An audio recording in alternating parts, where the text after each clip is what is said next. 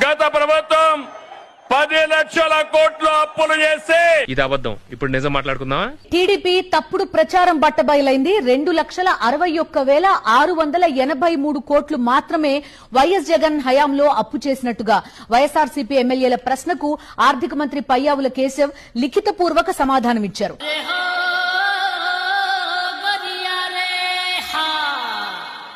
June 12, 2024 నాటికి రాష్ట్రం అప్పు 5,19,192 కోట్లు ఉన్నట్టుగా అసెంబ్లీలో ప్రకటించారు. చంద్రబాబు దిగిపోయే నాటికి 2,57,509 కోట్ల అప్పు ఉందన్నారు. వైఎస్ జగన్ హయాంలో చేసిన అప్పు 2,61,683 కోట్లు మాత్రమేనని ప్రకటించారు. ఇన్నాళ్లు వైఎస్ఆర్సీపీ హయాంలో 10 నుంచి 14 లక్షల కోట్లు అప్పు చేసిందని టీడీపీ దుష్ప్రచారం చేస్తూ వచ్చింది. మనిషిని తల్లి అర్థం కాలే.